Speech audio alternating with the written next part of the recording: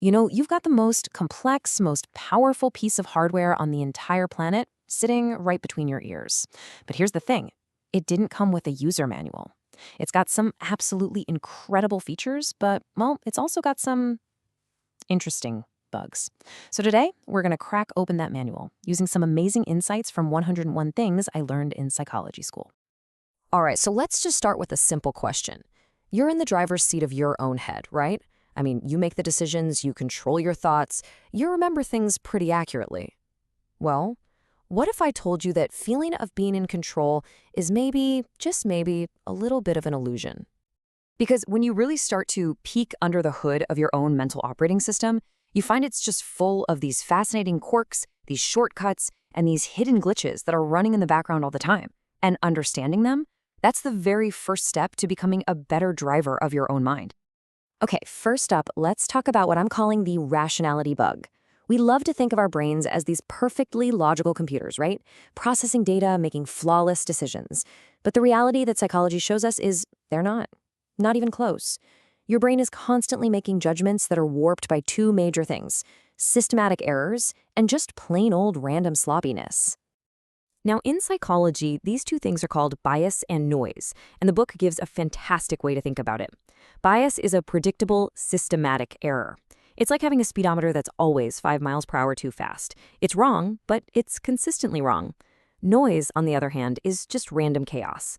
It's a broken speedometer that 1 minute says you're going 30 and the next 90, even though your speed hasn't changed. Both of them totally throw off your judgment, just in their own sneaky ways. And this image here just nails the difference. See? An accurate judgment hits the bullseye. A biased one, it consistently misses in the exact same spot, over and over. And a noisy judgment is just all over the place.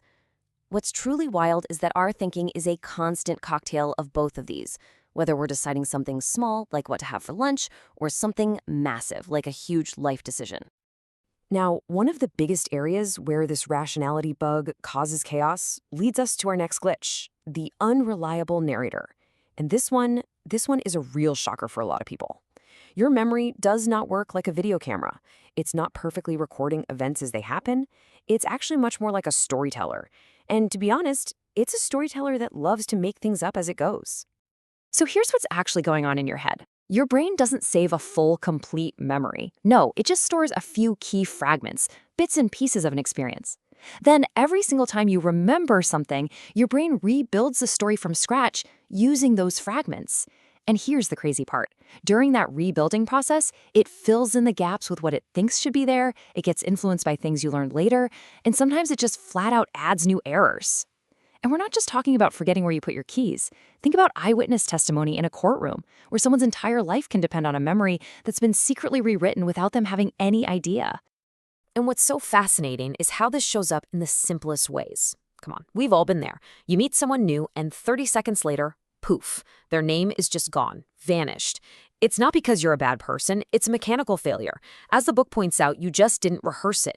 Your brain didn't get the signal that this particular piece of information was important enough to save properly for the next rebuild. But wait, here's a total mind-bending twist on all this.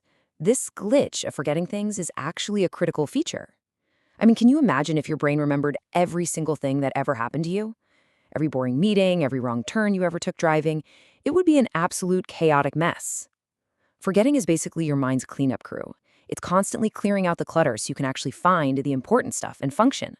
It's an evolutionary advantage, not a bug. Okay, so our reasoning is buggy, our memory is a storyteller, so what's left? What's actually driving our decisions from one moment to the next?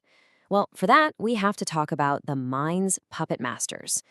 Turns out a huge amount of your behavior is guided by these powerful, invisible forces that you almost never notice.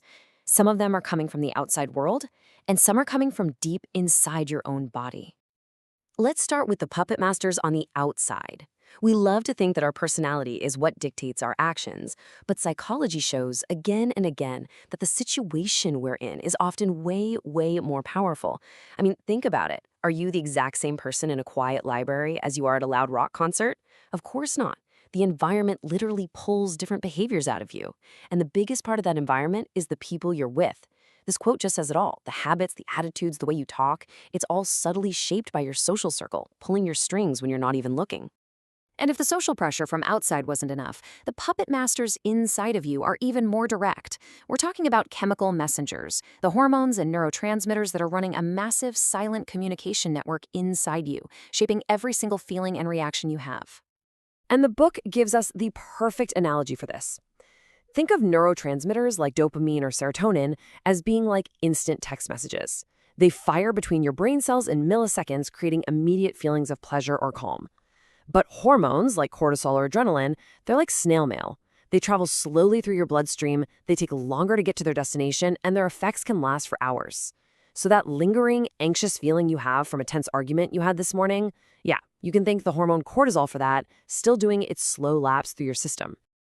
So let's recap. Our brains are buggy, our memories are unreliable storytellers, and we're constantly being nudged and pulled around by hidden puppet masters, both inside and out. It kind of sounds like we're not really in charge at all, doesn't it? Which, of course, brings us to the ultimate question. After hearing all this, what's the real answer? Are you consciously steering your thoughts and actions, or are you just a passenger, being driven around by ancient brain wiring, a faulty storyteller, and a bunch of invisible chemicals? Well, the very first step to actually taking the wheel is just knowing how the machine works in the first place. Look, understanding these so-called glitches isn't about feeling powerless. It's the exact opposite. It's about getting smarter. It's about finally getting your hands on that user manual. If you want to keep learning how your own mind really works, make sure you subscribe to Lazy Reader. Thanks for watching.